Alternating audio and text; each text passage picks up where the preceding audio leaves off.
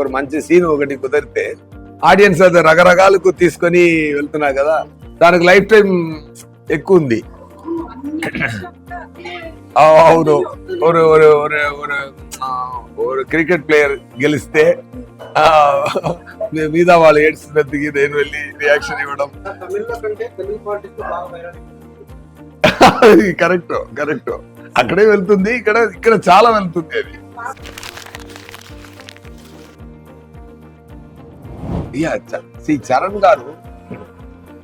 చరణ్ గారు చాలా సిన్సియర్ అయిన ఒక యాక్టర్.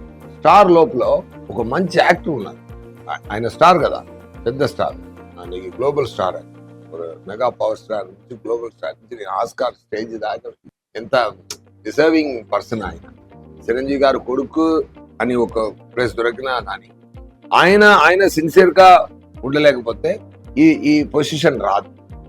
ఆయన డాన్స్ కానీ సార్ ఒకటి చెప్తాను సార్, ఆయన పెర్ఫార్మెన్స్ చెప్తాను. హంబుల్ అండి. ఫస్ట్ ఆఫ్ ఆల్ డైరెక్టర్ గారు ఏం చెప్తున్నారో అదికి హంబుల్ పర్సన్. ఆయన ఏం సిన్సియర్ గా వింటూ అది ఏం చేయాలి అని అనుకుని చాలా ఫెంటాస్టిక్ గా పర్ఫార్మ్ చేశారు.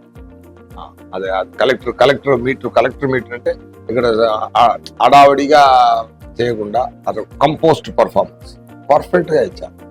ఆ తర్వాత అప్పన్న అని ఒక క్యారెక్టర్ ఉందండి, హైలైటెడ్. అది మాత్రం అది really when I'm seeing him, அந்த ట్రైలర్ కూడా அந்த చెయ్యి పెట్టుకొని చూస్తున్నాను. అది నవ్వి అది దేశానికి మంచి చేయాలని ఉన్న ఒక క్యారెక్టర్. అందరికీ ఈ లోకం మంచిగా ఉండాలని అందరికీ ఒక ఫీలింగ్ ఉంది కదా, దాన్ని ఒకరు డ్రీమ్ చేస్తే ఎలా ఉంటుంది. ఆ క్యారెక్టర్ అప్పన్న క్యారెక్టర్ అలా ఒక మంచి క్యారెక్టర్. అది రియల్ గా ఓన్ చేసుకొని చాలా బ్రహ్మాండంగా పర్ఫార్మ్ చేశారు, చాలా బ్రహ్మాండంగా చెప్పారు. నేను కూడా సమ్ పోర్షన్స్ చూశాను. It is give me very very beautiful warm feeling.